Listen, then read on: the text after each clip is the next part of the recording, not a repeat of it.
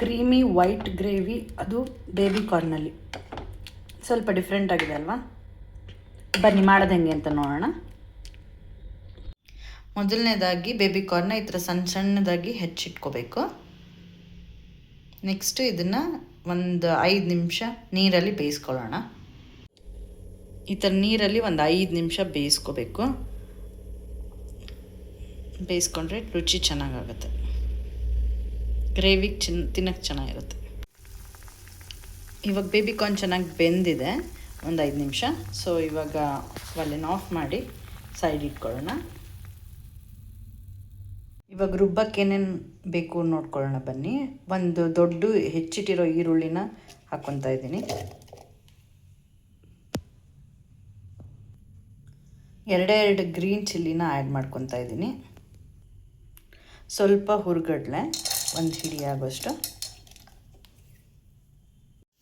ಗಸಗಸೆ ಒಂದು ಸ್ವಲ್ಪ ಹಾಕ್ಕೊತಾ ಇದ್ದೀನಿ. ಇದಕ್ಕೊಂದು ಸ್ವಲ್ಪ ಕಾಯಿ ಚೂರುಗಳು ಹಾಕ್ಕೊತಾ ಇದ್ದೀನಿ.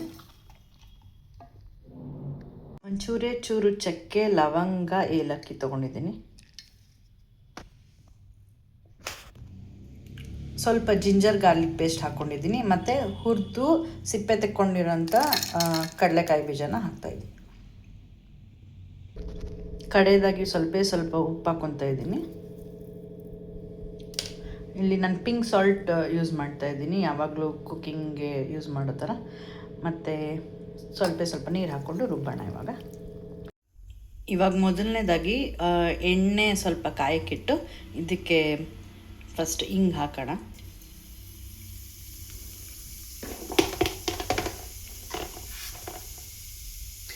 ಎಣ್ಣೆ ಬದಲು ಬೆಣ್ಣೆ ಬೇಕಾದ್ರೆ ಯೂಸ್ ಮಾಡಬಹುದು, ಟೇಸ್ಟ್ ಚೆನ್ನಾಗಿ ಬರುತ್ತೆ.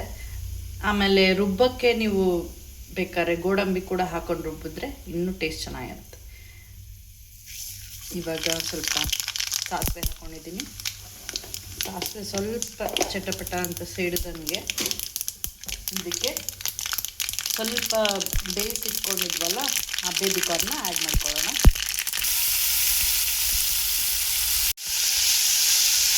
ಇನ್ನು 2 ನಿಮಿಷ ಈ ಥರ ಫ್ರೈ ಮಾಡ್ಕೊಳ್ಳೋಣ. ಮತ್ತು ಇದಕ್ಕೆ ಬೇಕಾದ್ರೆ ಬಟಾಣಿ ಕೂಡ ಆ್ಯಡ್ ಮಾಡ್ಕೋಬೋದು. ಇವಾಗ ಬಟಾಣಿ ಇಲ್ದಿರೋದ್ರಿಂದ ನಾನು ಆ್ಯಡ್ ಮಾಡ್ತಾಯಿಲ್ಲ. ಸೊ ಬಟಾಣಿ ಇಷ್ಟ ಇರೋರು ಆ್ಯಡ್ ಮಾಡ್ಕೋಬೋದು. ಇದಕ್ಕೆ ಇವಾಗ ರುಬ್ಬಿಟ್ಕೊಂಡಿರೋದನ್ನ ಸೇರಿಸೋಣ.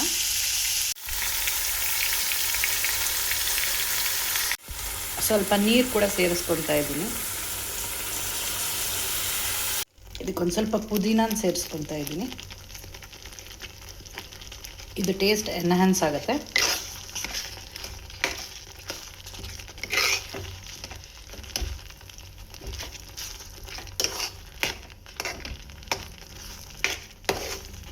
ಕಡೆಯದಾಗಿ ಸ್ವಲ್ಪ ಕೊತ್ತಂಬರಿನ ಸೇರಿಸ್ಕೊತಾ ಇದ್ದೀನಿ. ಇದ್ರ ಜೊತೆ ಕಸೂರಿ ಮೇಥಿ ಯಾರು ಇಷ್ಟಪಡ್ತಾರ ಅವರು ಕೂಡ ಅದನ್ನು ಆ್ಯಡ್ ಮಾಡ್ಕೋಬೋದು, ಅದು ಟೇಸ್ಟ್ ಎನ್ಹ್ಯಾನ್ಸ್ ಆಗುತ್ತೆ. ಆಮೇಲೆ ಕ್ರೀಮ್ ಕೂಡ ಆ್ಯಡ್ ಮಾಡ್ಕೋಬೋದು ಬೇಕಾದವರು. ಕ್ರೀಮ್ ಹೆವಿ ಆಗುತ್ತೆ ಅಂತ ನಾನು ಆ್ಯಡ್ ಮಾಡಿಲ್ಲ, ಬೇಕಿದ್ದವರು ಅದನ್ನು ಆ್ಯಡ್ ಮಾಡ್ಕೋಬೋದು. ಇದು 1-2 ನಿಮಿಷ ಬೇಯಲಿ. ಇಲ್ಲಿಗೆ ultimate white baby corn gravy ready ಇದೆ. ಇದನ್ನು ಚಪಾತಿಗೆ, ದೋಸೆಗೆ, ಪೂರಿಗೆ, ಪರೋಟಾಗೆ ಎಲ್ಲದಕ್ಕೂ ತಿನ್ನೋಕ್ಕೆ ಸೂಪರಾಗಿರುತ್ತೆ. ಟ್ರೈ ಮಾಡ್ಕೊಂಡು ತಿನ್ನಿ ಒಂದ್ಸಲಿ. Thank you. ಈ ಥರ ಒಂದು ಯೂನಿಕ್ ರೆಸಿಪೀಸ್ಗೆ ನನ್ನ ಚಾನಲ್ನ ಸಬ್ಸ್ಕ್ರೈಬ್ ಮಾಡ್ಕೊಳ್ಳಿ. Thank you. ಲೈಕ್ ಹಾಗೂ ಕಮೆಂಟ್ ಕೂಡ ಮಾಡಿ. Thank you.